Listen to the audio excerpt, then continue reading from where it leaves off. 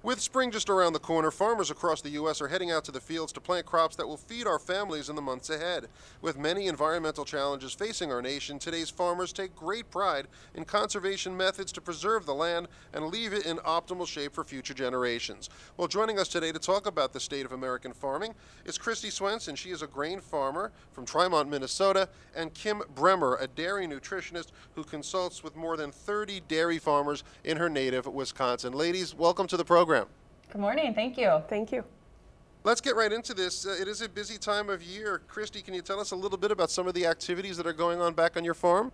Sure. We plant corn and soybeans, and right now we're getting ready for spring planting. Before we can plant, though, we look back at last year and the last few years, and we think about what do we want to do the same, what went well, what do we want to do differently, and what can we improve upon. So there's a lot of planning that goes into it before we can actually plant that first seed. It's a really busy time, but it's a really exciting time for us on the farm. It certainly does sound exciting with all that activity. Let's talk a little bit, Kim. Can you tell us about some of the sustainable practices that are going on in the industry? Sustainability really is at the heart of what farmers do every day. And we continue to produce more food with less resources than ever before.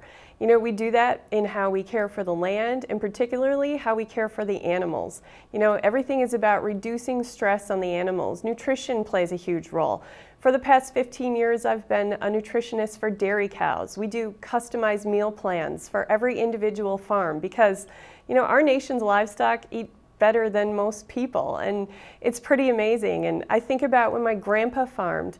You know, today we make 60% more milk with less than half the cows as when my grandpa was a farmer, and that takes a whole lot less land and less water and less resources, and it really is the heart of sustainability, producing more food with less resources. And that's something that every farmer is trying to do. We want to be sustainable today so that our children have the chance to farm tomorrow.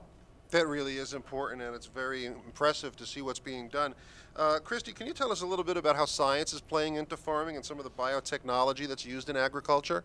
Yeah, science has become very important in agriculture, and with biotechnology, we're talking about genetically modified organisms, or GMOs.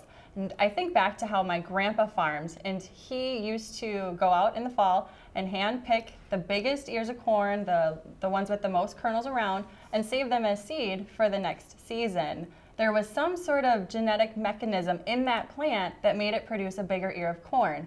So today that process is just taking place in a laboratory. And we use GMOs to help manage weeds and bugs and pests. And that might be something that people don't understand is why do we use it? And that's exactly why. So science plays a big role. There's a lot of opportunities and benefits about GMOs for both farmers and consumers.